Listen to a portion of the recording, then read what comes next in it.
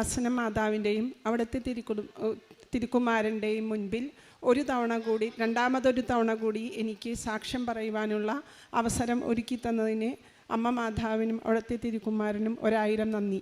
ഇനിയും എനിക്ക് ഇവിടെ വന്നു നിന്നുകൊണ്ട് അമ്മയ്ക്കും തിരുക്കുമാരനും മുൻപിൽ സാക്ഷ്യം പറയുവാനുള്ള കൃപ നൽകണമേ എന്ന് യാചിച്ചുകൊണ്ട് ഞാൻ Meena B Joseph, Mangalapuzha saint Joseph church ഇടവകയിലെ ഒരു അംഗമാണ്.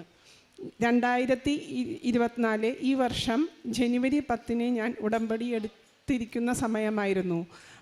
ഡിസംബർ 16 കഴിഞ്ഞ വർഷം ഡിസംബർ 16 എനിക്ക് മകളുടെ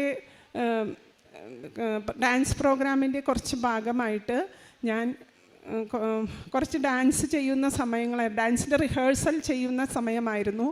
പെട്ടെന്ന് ഒരു ദിവസം റിഹേഴ്സ് ചെയ്യുന്നതിൻ്റെ ഇടയിൽ വെച്ച് എനിക്ക് കാലിൻ്റെ മുട്ടിൽ, വലത് കാലിൻ്റെ മുട്ടിൽ അതിശക്തമായ വേദന. ഞാൻ അവിടെ ഇരുന്നു പോയി. അത് കഴിഞ്ഞ് അതിന് അടുത്ത ദിവസം ഡോക്ടറെ കാണിച്ചു. അപ്പോൾ ഡോക്ടർ പറഞ്ഞു കുറച്ച് ഇങ്ങനെ ടെസ്റ്റുകളൊക്കെ ചെയ്യാൻ പറഞ്ഞു. MRI ചെയ്യാൻ പറഞ്ഞു എന്നോട്. MRI ചെയ്തപ്പോൾ പറഞ്ഞു മീഡിയൽ മെനിസ്കസ് എന്ന് പറഞ്ഞ ഒരു ലിഗമെൻ്റ് ടിയറാണ്. അപ്പോൾ ഒരു 2-3 എക്സസൈസ് പറഞ്ഞു. 50 ടൈംസ് ഓരോന്ന് ചെയ്യണം എന്ന് പറഞ്ഞു.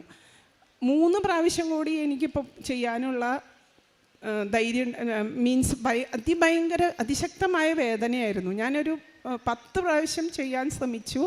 എനിക്ക് ചെയ്യാൻ പറ്റുന്നില്ല. കരഞ്ഞുകൊണ്ട് ഞാൻ മാതാവിൻ്റെ കാശരൂപം എൻ്റെ കയ്യിൽ പിടിക്കുകയും അച്ഛൻ വെഞ്ചരിച്ച് തന്ന തൈലം കൊണ്ട് വലത് കാലിൻ്റെ മുട്ടിന്മേൽ ഞാൻ കുരിശടയാളം വരച്ചുകൊണ്ട് പ്രത്യക്ഷീകരണം പ്രാർത്ഥനയും വിശ്വാസ പ്രമാണവും മാറി മാറി ചൊല്ലി ഒത്തിരി നേരം കരഞ്ഞു. അങ്ങനെ ഒരു ദിവസം ഒരു 3 പ്രാവശ്യം ഞാനിത് ചെയ്യുന്നുണ്ടായിരുന്നു.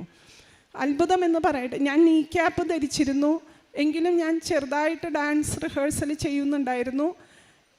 ഒരു 10 ദിവസം കഴിഞ്ഞപ്പോഴേക്കും എനിക്ക് ഒരു ദിവസം ഞാൻ വിശുദ്ധ കുർബാനയ്ക്ക് പോകുമ്പോൾ എന്നോട് മാതാവ് ഇങ്ങനെ പറഞ്ഞ പോലെ എനിക്ക് തോന്നി, ഇന്ന് നീ നീക്കാപ്പെടാണ്ട് പള്ളിയിൽ നിനക്ക് മുട്ടൂത്തി നിന്ന് പ്രാർത്ഥിക്കാൻ സാധിക്കും എന്ന് പറഞ്ഞു.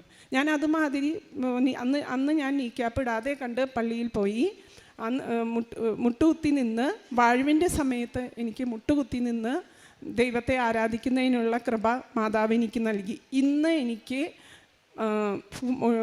വിശുദ്ധ കുർബാനയിലെ എത്രയോ സമയമാണ് നമ്മൾ മുട്ടുകുത്തി നിന്ന് പ്രാർത്ഥിക്കേണ്ടത്, അത്രയും സമയം മുഴുവനായിട്ട് മുട്ടുകുത്തി നിന്ന്, കുടുംബ പ്രാർത്ഥന മുഴുവനായിട്ട് മുട്ടുകുത്തി നിന്ന് എൻ്റെ ദൈവത്തെ ആരാധിക്കുന്നതിനുള്ള കൃപ എനിക്ക് നൽകിയത് കൃപാസനം മാതാവാണെന്ന് ഞാൻ ഉറച്ചു വിശ്വസിക്കുന്നു. എൻ്റെ രണ്ടാമത്തെ സാക്ഷ്യം ഇതാണ്. എൻ്റെ അമ്മായിയമ്മ 85 വയസ്സുള്ള എൻ്റെ അമ്മച്ചിക്ക് ആൻജിയോപ്ലാസ്റ്റി കഴിഞ്ഞിരുന്നു. അത് കഴിഞ്ഞ് ആൻജിയോപ്ലാസ്റ്റി കഴിഞ്ഞ് ഒരു മാസം കഴിഞ്ഞപ്പോൾ അമ്മച്ചിക്ക്